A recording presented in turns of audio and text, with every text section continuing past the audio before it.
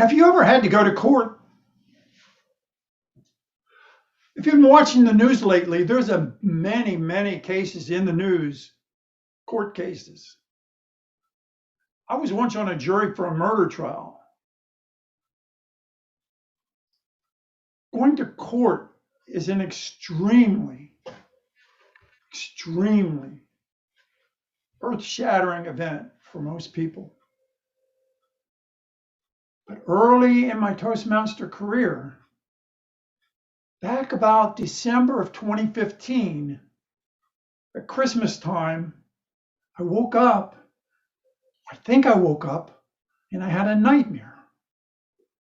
And in this nightmare, there was a lawyer from Dewey, Cheatham, and Howe. And he was serving me a summons for breach of contract. What does that mean? What does that mean? My sleep. Oh my. Well, Mr. Copeland, I'll tell you what that means. It means you're being sued for breach of contract. And here's the papers to prove it. Because you signed papers when you joined Toastmasters that you gave a pledge. And I don't think you've been following those pledges. Because one of the pledges said to prepare for and fulfill meeting assignments. Mr. Copeland, you haven't been logging on and putting yourself in the assignments. You've been waiting till the last second for somebody to give you something. And when you perform a role, you don't make it interesting. All latitude you could have to make a role interesting, and you don't, Mr. Copeland. What is wrong with you? Part 2 of the indictment. To provide fellow members with helpful constructive evaluation. I want to ask you, Mr. Copeland, if everybody's evaluating, who the heck is speaking?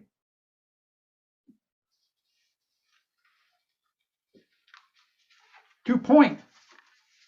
How often have you spoken in the last year? Let's say your club, and I'm giving you the benefit of the doubt, has 24 members. 24 members. Excuse me. Your club has 24 meetings a year, and your club has 12 members. It's a math thing, Mr. Copeland. If your club has 24 meetings a year, speaking opportunities, 24 speaking slots that you can fill, and there's 12 members in the club, you should be speaking 4 times a year. How often have you spoken the last year, Mr. Copeland?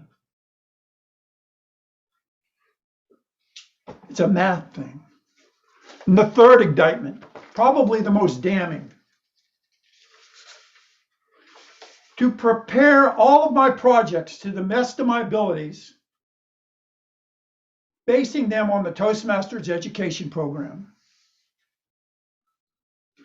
Doesn't that sound like a goal to you? So if you have a goal,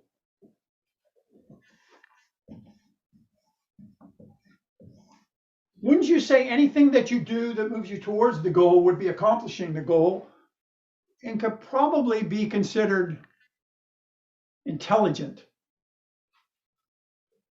And if moved away from the goal, what do you think you'd call it? Could you call it smart? Or would you call it stupid? And I knew I was going to hurt your feelings, Mr. Copeland, and I didn't care because I needed to wake you up.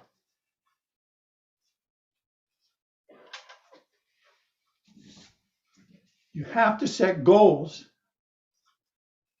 Or why are you here? Did you join Toastmasters to learn to speak better? Well, then why are you here? There's 3 reasons, Mr. Copeland, that you possibly could not be making your goals. And one of them is you're just stupid.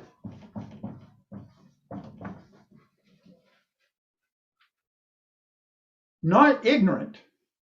There's a difference.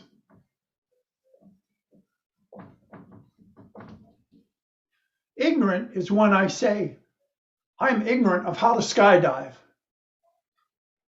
I may always be ignorant of how to skydive. Stupid is when you know how to do something and you don't do it anyway. For example, in 1969, they put warnings on cigarette packs. For over 50 years, they've been telling people how dangerous smoking is. And yet, today, this year, over 30 million people still smoke, and 16 million of them have lung problems because of it. That's stupid. To know how to do something and not do it is stupid. It's not ignorant. When you should be every action you have every day should either be working you towards your goal or you're going to be going away from it.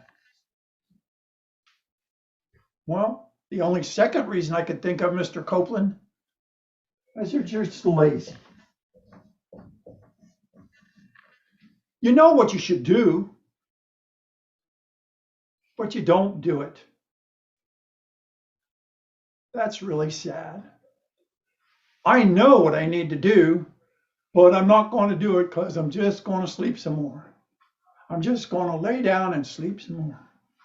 I'm not going to do it because I want to watch something on TV.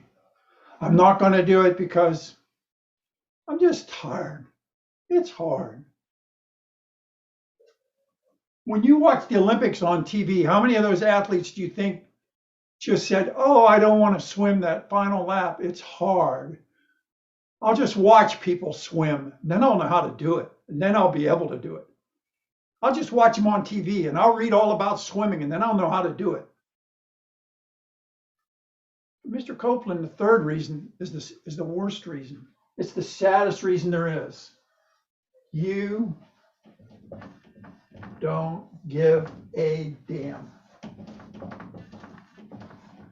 If you're to this point, you're pretty much screwed because you don't care what anybody else thinks and you don't care about yourself, Mr. Copeland. So you better get your priorities straight and figure out if any of these apply to you, what you can do about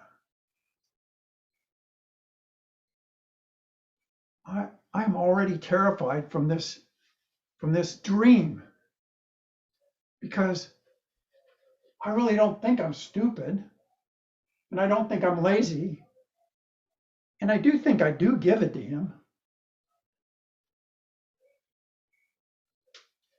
But I have to ask myself, week in, week out, how many minutes, how many hours do I spend towards my goals? How many hours, Bert, did you spend last week towards your Toastmaster goal? Bert, how many minutes? This is hard stuff. I'm talking to you, Bert. I'm right here and I'm saying to you, if you don't spend any time working towards your goal, if you don't spend any time talking in a talking club, you're drifting away from your goal. And you're drifting because of one of these reasons. And they're all sad because you can all do the work. Bert, every part of you, everybody you know can do the job. You all can do the job. Bert can do the job.